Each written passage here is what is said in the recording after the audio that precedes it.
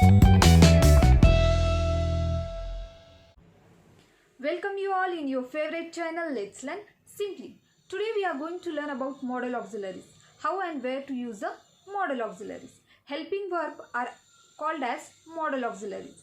In one of our previous video we saw that how to use the helping verbs and with the pronouns or the subject. And in this video we are going to see where to use the modal auxiliaries or helping verbs. In this video we are going to learn about shall and will, where we have to use shall and where we have to use will. So let's start with the topic. Modal auxiliaries.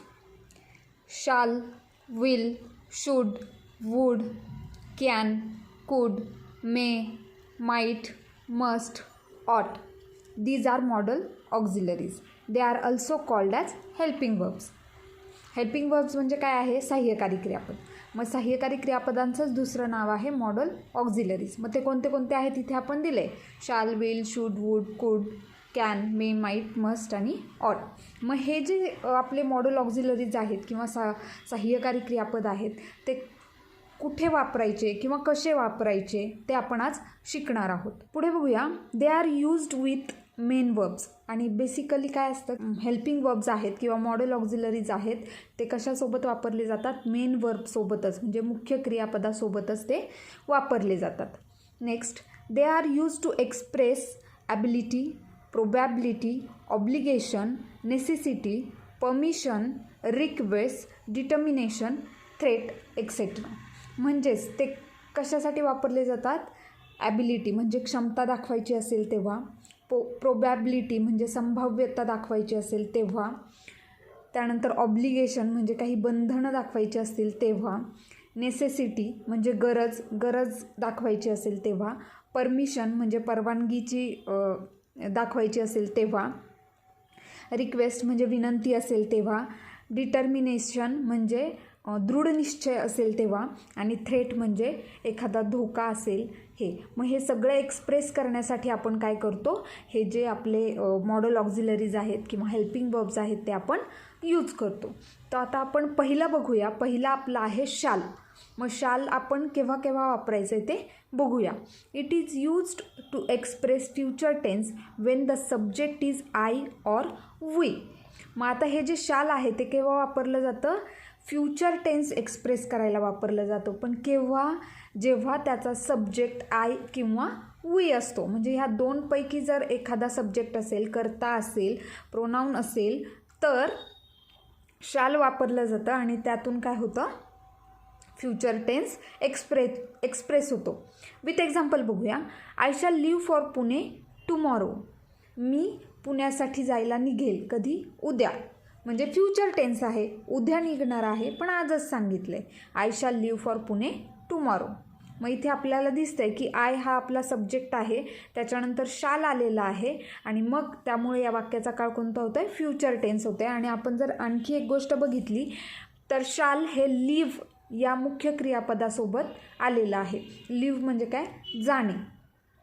मग आपल्याला दिसते की आपण जे अगोदर rule पाहिला की मुख्य क्रियापदासोबतच मॉडल ऑक्झिलरी येतं, तर इथे आलेलं आहे.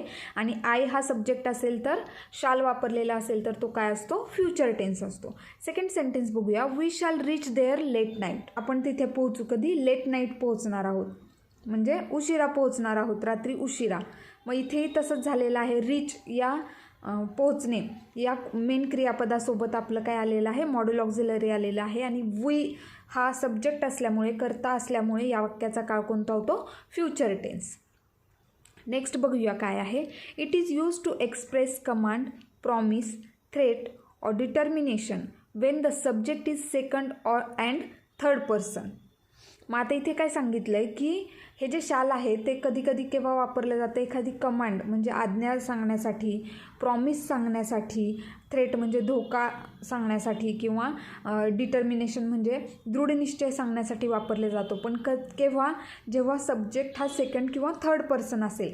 मग सेकंड आणि थर्ड पर्सनचे सब्जेक्ट काय आहेत? यू, ही, शी, इट आणि दे.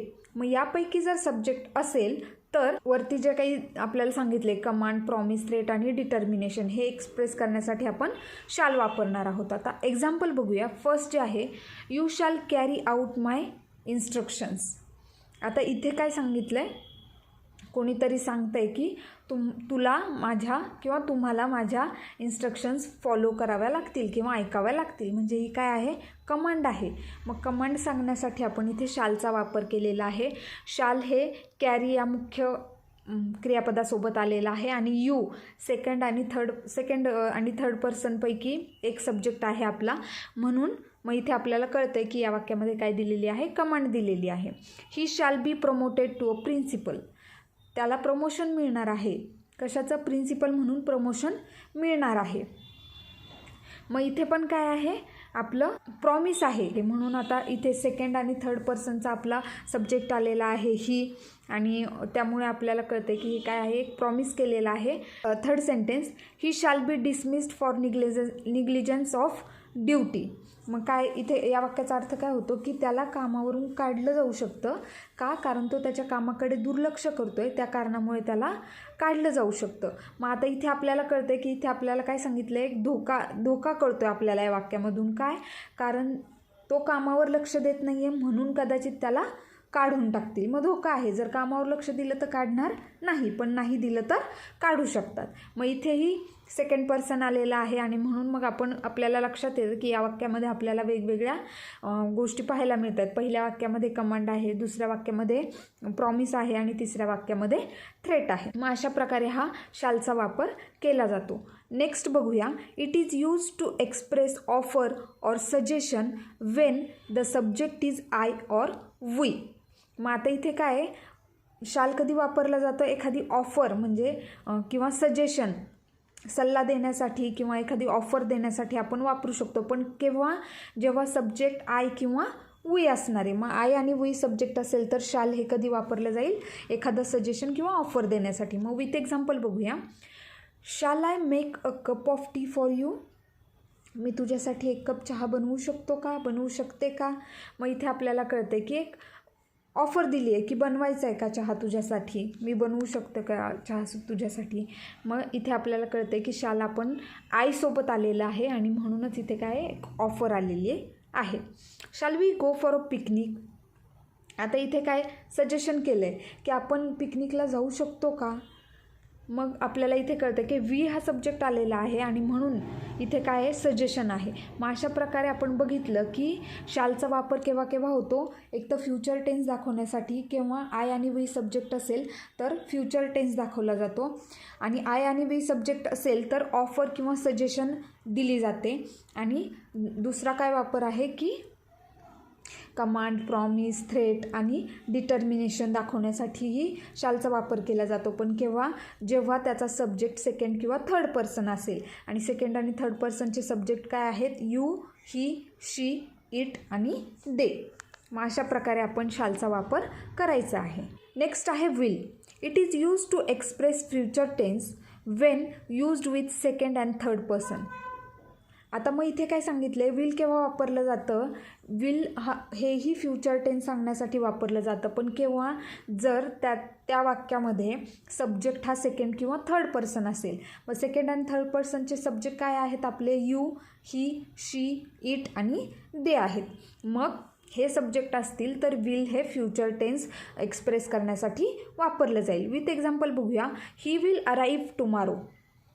तो उद्या येईल. ठीक आहे. मग इथे आपल्याला कळतं की आपला जो सब्जेक्ट आहे तो सेकंड पर्सन आहे आणि म्हणून इथे विल हे जे वापरलेलं आहे ते काय दर्शवतं, फ्युचर टेन्स दर्शवतं, म्हणजे भविष्यकाळ दर्शवतो. सेकंड सेंटेन्स बघूया, they will leave for Pune next month. मग आता इथेही काय झालं आहे, इथे काय आलं आहे, they will leave for Pune next month. ते पुण्यासाठी निघणार आहेत, पुण्याला जायला निघणार आहेत, पण कधी, नेक्स्ट मंथ म्हणजे पुढच्या महिन्यात. म्हणजे इथेही भविष्यकाळ आहे. मग आता हा भविष्यकाळ आहे हे कशावरून कळतं आपल्याला, कारण हा जो सब्जेक्ट आहे दे, तो काय आहे आपला सेकंड अँड थर्ड पर्सन आहे आणि म्हणूनच आपल्याला कळतं की हे काय आहे, फ्युचर टेन्सचं वाक्य आहे. नेक्स्ट यूज बघूया, when it is used with first person subject I and we, it expresses determination, promise, threat और विलिंगनेस. मग आता इथे काय सांगितलं की जर विल हे फर्स्ट पर्सन सब्जेक्टसोबत वापरलं तर फर्स्ट पर्सन सब्जेक्ट काय आहेत आपले, आय आणि वी आहेत. मग या दोन सब्जेक्टबरोबर जर विल वापरलं तर त्यातून काय एक्सप्रेस होतं, डिटर्मिनेशन म्हणजे दृढ निश्चय, प्रॉमिस म्हणजे वचन, आणि त्यानंतर आहे थ्रेट म्हणजे धोका, आणि विलिंगनेस म्हणजे इच्छा. मग अशा प्रकारे आपण जेव्हा विल हे फर्स्ट पर्सन सोबत वापरणार आहोत तेव्हा या गोष्टी एक्सप्रेस होतात वाक्यामध्ये. विथ एक्झाम्पल बघूया. I will do it what ever happens. आता इथे आपण जर बघितलं तर सब्जेक्ट आहे आपला तो काय आहे, फर्स्ट पर्सन आहे, म्हणजे ह्या वाक्याचा काळ कोणता असणार आहे, फ्युचर टेन्स असणार आहे. करेल, what ever happens I will do it, काहीही झालं तरी मी ते करेल. म्हणजेच इथे काय होतं आहे, आपल्याला एक विलिंगनेस दिसते आहे, इच्छा दिसते आहे, इच्छाशक्ती दिसते आहे की काहीतरी जी गोष्ट आहे ती करायचीच आहे. सेकंड सेंटेन्स बघूया. I will punish if anyone creates trouble. आता इथे काय झालं आहे की इथे या वाक्याचा अर्थ काय होतो आहे की मी पनिश करेल, मी शिक्षा देईल जर कोणी काहीही प्रॉब्लेम क्रिएट केला, अडचण आणली तर मी काय करेल, पनिशमेंट देईल. मग आता इथे आपल्याला कळतं की आपल्याला धोका दिसतो आहे, की आपल्याला एक भीती दाखवली जाते आहे की जर तुम्ही काही प्रॉब्लेम क्रिएट केला तर मी पनिशमेंट करेल. ठीक आहे. त्यानंतर थर्ड सेंटेन्स बघूया. I will come as soon as possible. जेवढ्या लवकर शक्य होईल तेवढ्या लवकर मी येईल. आता इथे काय दिसते आपल्याला, प्रॉमिस दिसते, मी लवकर येण्याचा प्रयत्न करेल, जेवढं शक्य होईल तेवढं लवकर येण्याचा प्रयत्न करेल. मग यावरून आपल्याला कळतं की आपला जो सब्जेक्ट आहे तो आपला फर्स्ट पर्सन आहे, आणि म्हणून या वाक्यांमधून आपल्याला एका वाक्यामधून आपल्याला डिटर्मिनेशन दिसत आहे, प्रॉमिस दिसत आहे, आणि थ्रेटही दिसत आहे. नेक्स्ट यूज बघूया. It is use to make polite request. आता विल केव्हा वापरलं जातं, पोलाईट रिक्वेस्ट करण्यासाठी, म्हणजे एखादी आपल्याला रिक्वेस्ट म्हणजे विनंती करायची आहे असेल तर त्यासाठी आपण विल वापरणार आहोत. आता एक्झाम्पल बघूया. Will you please open the door. Please तू डोअर ओपन करशील का. Will you please open the door. आता हा जो प्लीज शब्द आहे याच्यावरून आपल्याला कळतं की इथे विनंती केली जाते, कारण शक्यतो विनंती करण्यासाठी आपण हा शब्द वापरतो. म्हणून आपल्याला समजतं आहे की इथे हे जे वाक्य आहे ते काय आहे, पोलाईट रिक्वेस्ट केलेली आहे, विनम्र विनंती केलेली आहे, की नम्रपणे एक विनंती केलेली आहे की प्लीज तू डोअर ओपन करू शकशील का. Will you please pass me the book. तू प्लीज ते बुक मला पास करू शकशील का किंवा मला देशील का. मग इथेही आपल्याला कळते की नम्रपणे काय केलेली आहे, विनंती केलेली आहे. मग अशा प्रकारे पोलाईट रिक्वेस्ट करण्यासाठी आपण विलचा वापर करतो. नेक्स्ट यूज बघूया. It is use to express simple prediction. एक अंदाज दाखवण्यासाठी सांगण्यासाठी आपण विलचा वापर करू शकतो. विथ एक्झाम्पल बघूया. If you study hard you will pass the examination. जर तू चांगला अभ्यास केलास आत्ता तर तू एक्झाम पास होशील. आता हे प्रेडिक्शन आहे, फक्त अंदाज सांगितला जातो आहे की जर तू अभ्यास केला तर कदाचित तू पास होशील. सिम्पल प्रेडिक्शन आहे. ऑब्वियस आहे की जर आपण अभ्यास केला तर आपण पास होणारच आहोत, आणि अभ्यास नाही केला तर आपण पास होणार नाही. नेक्स्ट सेंटेन्स बघूया. I think India will win this match.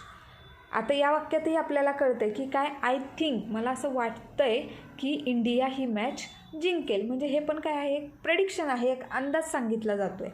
मग यावरून आपल्याला कळतं आहे की एक अंदाज सांगण्यासाठीही आपण विलचा वापर करू शकतो. मग आता यावरून आपल्याला समजलं की आपण विल केव्हा केव्हा वापरणार आहोत, फ्युचर टेन्स दाखवायचा असेल तेव्हा, त्यानंतर आपल्याला एखादं प्रॉमिस, एखादा धोका किंवा एखादं दृढ निश्चय हे दाखवायचं असेल, सांगायचं असेल तर तेव्हाही आपण विल वापरणार आहोत. त्यानंतर पोलाईट रिक्वेस्ट करायची असेल म्हणजे नम्र विनंती करायची असेल तर आपण विल वापरणार आहोत. आणि त्यानंतर एक सिम्पल प्रेडिक्शन म्हणजे एक अंदाज बांधायचा असेल कोणत्याही गोष्टीचा तर आपण विलचा वापर करणार आहोत. मग अशा प्रकारे बघितलं आपण की आपण शाल केव्हा वापरणार आहोत आणि विल केव्हा वापरणार आहोत. Thank you for watching the video. I hope you understand the topic well. In this video, we saw that where we have to use shall and where we have to use will. In our next video, we will learn about should and would.